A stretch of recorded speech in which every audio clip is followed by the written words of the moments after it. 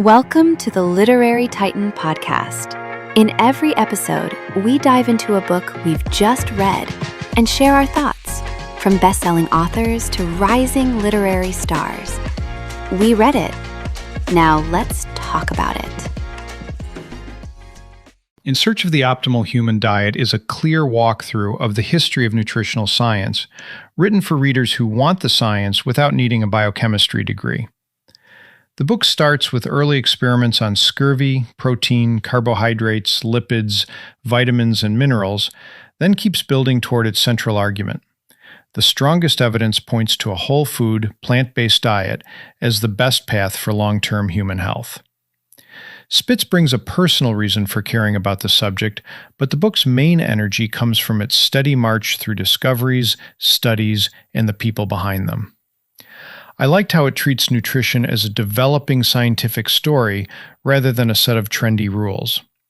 Spitz spends time with researchers like James Lind, Antoine Lavoisier, Justus von Liebig, Hans Krebs, and many others, showing how each discovery helped explain what food does inside the body. That historical approach gives the book a sturdy backbone. Instead of jumping straight to advice, it shows how scientists learn to measure, test, revise, and sometimes abandon older ideas. The book becomes more pointed as it moves into modern degenerative diseases, especially heart disease, diabetes, cancer, and obesity. Spitz's voice is strongest when he connects observational studies, intervention studies, pathology, and the gut microbiome into one larger case for plant-centered eating. He's direct about his conclusion, writing that plant-based nutrition is the only game in town, and that confidence shapes the whole book. Even when the material gets technical, the tone stays readable, with enough plain language explanation to keep a general reader moving. The final chapters and appendices make the book feel practical as well as historical. Spitz discusses fiber, the microbiome, vitamin B12, vitamin D, essential fatty acids, trans fats, sugar, salt, food additives, agricultural chemicals, and genetically modified foods. The section on Dr. Michael Greger's Daily Dozen gives readers something concrete to picture: beans, berries, greens, whole grains, flaxseed, nuts, spices, beverages, and exercise.